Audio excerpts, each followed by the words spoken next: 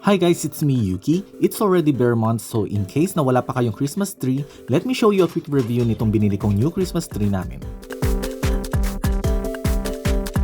This is more affordable compared sa mga Christmas trees na mabibili nyo sa mga malls. I also put the store links in the description and comment for you to easily check out. Meron din mga iba pang design versions nito. Super easy to assemble lang ito since there are only 3 parts para sa mismong Christmas tree, and then the 4th one will be yung metal stand niya. So first step is to assemble yung stand with the lower part of the tree. After that, spread mo na yung mga main branches niya. I suggest wag mo muna i-spread or ibuka yung smaller branches or mga dahon para matansya mo yung angles niya.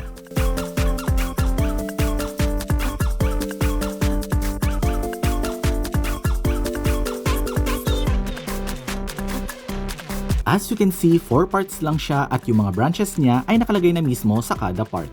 Kaya mas madali i-assemble, unlike sa iba na pati yung branches ay isa-isa mo pang ilalagay.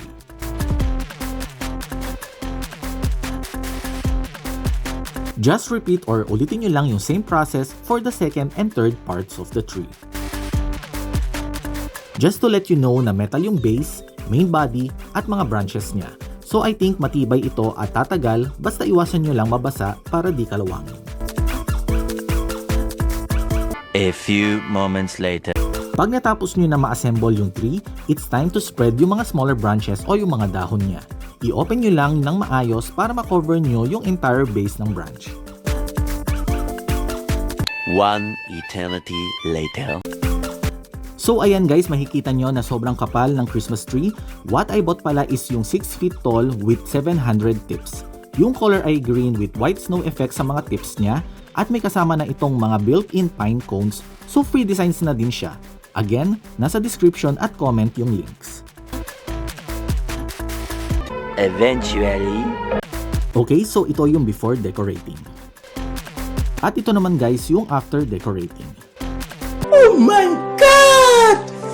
Wow! Just to note guys na yung white snow tips niya ay painted. So wag po tayo masyadong mag-expect ng perfect. Hindi siya halata kapag malayuan at fully decorated na, pero kapag nilapitan mo ng mabuti ay makikita mong painted siya. Just in case na curious kayo, silver and gold ang theme namin with several berries, simple but elegant. I also put 200 LED lights for this one.